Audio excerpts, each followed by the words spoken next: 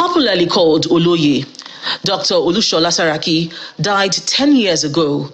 And today, family, friends, and political associates are here to mark his 10th memorial anniversary. President, Commander-in-Chief. The major sides of Nigeria's political divide are present here to honor the late patriarch of the Saraki dynasty and Second Republic senator. His son and the president of the 8th Senate, Dr. Bukola Saraki, in his welcome address, reflects on how his father would have felt about the gathering. If my father was around, he would be so proud of the gathering in this hall this morning. He would be so happy the way Nigerians have forgotten our differences to celebrate him. He would be happy to see the multi-party, non-partisan, purely patriotic and nationalistic color of this gathering. For the chairman of the occasion and Sultan of Sokoto, true leadership must unite and not divide Nigeria. It's important because we are into political activities and we are looking for leaders to steer the ship of state to an excellent destination.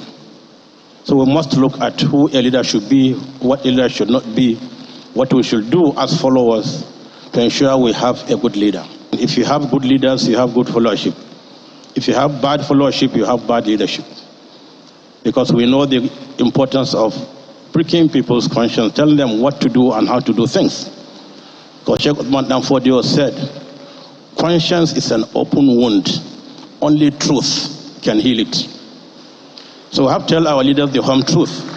Sometimes when we say the truth as it is, some leaders don't feel so good about it. But we'll continue talking to them, we'll continue saying the truth in whatever we do and whatever we say. Almighty Allah will ask you when you meet him, what did you do with the leadership I gave you in the world? The guest lecturer, a pan-Africanist who is also an anti-corruption activist and good governance and leadership advocate, is emphatic about why Africa's greatest challenge is good leadership. And Africa and African leadership must be seen in those contexts.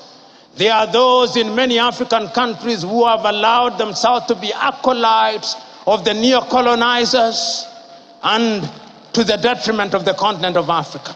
So when we interrogate leadership, we must ask ourselves, how free are our leaders?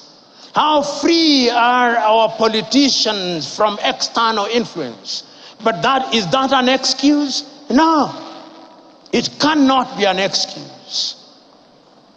Leaders in a multi-ethnic environment must also be different. Professor Lumumba is also urging the Nigerian electorate to go to the polls come 2023 and elect leaders at all levels who are servants that would lead from the front and not leaders who will feed fat on the common patrimony of the people. Professor Lumumba is known to speak truth to power. And with the quality of audience at this gathering, comprising present and former leaders, he no doubt struck a chord, as defines a true leader to a servant, not a master of the people.